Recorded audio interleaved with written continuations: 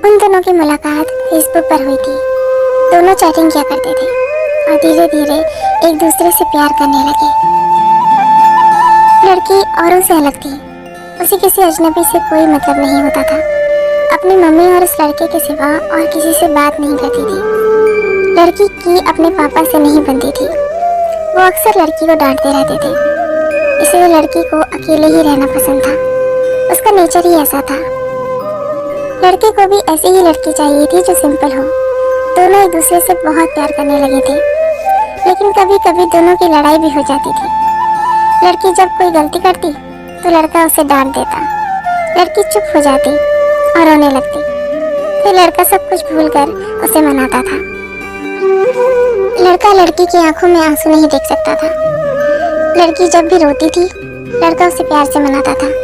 फिर लड़की से हमेशा एक ही बात कहता था, अगर मेरी वजह से कभी तुम्हारी आंखों में आंसू आए और तुम्हें कभी मुझसे दूर जाना हो, मुझसे दूर जाने से अगर तुम्हें खुशी मिलती हो तो तुम चली जाना। मुझे छोड़ के तुम्हारी खुशी के लिए मैं तुमसे दूर हो जाऊंगा। तुम्हारी खुशी से बढ़कर मेरे लिए कुछ भी नहीं है। और तब लड़की कहती थी, मुझे तुम्हारे साथ रहना है, तुमसे कभी दूर नहीं जाना। ऐसे ही लगभग 1 साल बीत गया और वक्त के साथ लड़की भी बदलने लगी थी। जो काम वो कभी नहीं करती थी वो करने लगी थी, और उसे बात करना, झूठ बोलना, बातें छुपाना। लड़के को ये सब पसंद नहीं था। लड़का कहता था, कभी मुझसे झूठ मत बोलना। जब कोई झूठ बोलता है तो बहुत दुख होता है, धोखे जैसा लगता है, तो तुम कभी मुझसे झूठ मत बोलना।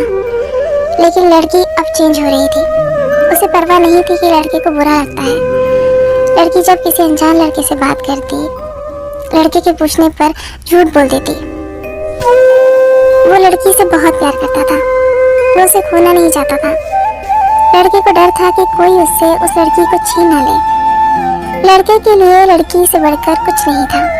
वो लड़की के साथ पूरी जिंदगी रहना चाहता था, लेकिन लड़की के दिल में कुछ और ही चल रहा था। वो लड़की बदल रही थी। उस लड़के से ज्यादा वो दूसरों से बात करने लगी थी। इस बात को लेकर उन दोनों की लड़ाई भी होने लगी। लड़की के घर वालों को भी ये बात पता चल गई। फिर लड़की का फोन आना कम हो गया। लड़का उसके फोन का इंतजार करता रहता था। लड़का उससे फोन भी नहीं कर सकता था क्योंकि उस लड़की के पास फोन नहीं था। अपनी मम्मी के फोन से बात करती थी।